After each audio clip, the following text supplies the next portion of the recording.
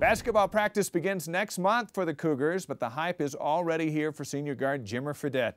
We'll visit with Jimmer in a moment. But first, True Blues' Jarom Jordan reports on how Fredette is no longer just a familiar face in the Mountain West.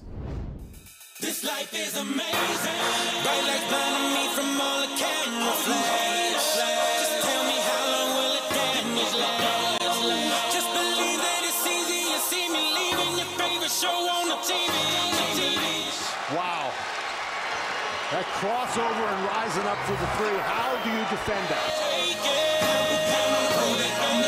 Now just face it, it's breathtaking. The view in the side and the true is the night. Jimmer Fredette is one of the faces of college basketball.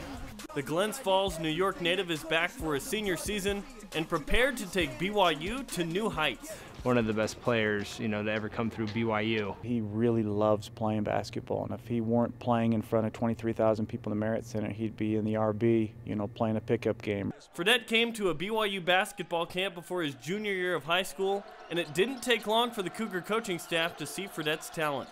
And I think it took him about 2 dribbles before we realized this is a guy we need to really target and go after. After a spectacular junior season, Fredette entered, then pulled out of the NBA draft, practiced with the USA Select team in Las Vegas, and was named the top point guard in the nation by the Sporting News.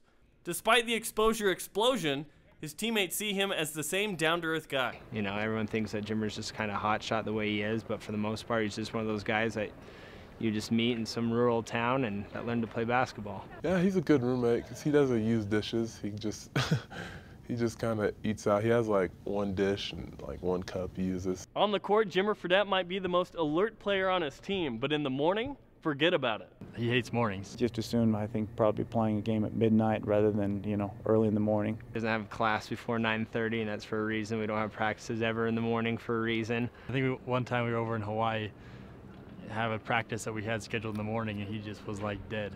Luckily, the NBA doesn't really play games in the morning, which is where his team expects him to be next year. He's got a great chance a year from now, after another successful season, to go play for money, potentially play in the NBA, and we fully expect him to be in the NBA. Every time he plays against guys who are expected to play at that level, he proves that he's just as good, if not better. Jarom Jordan, True Blues.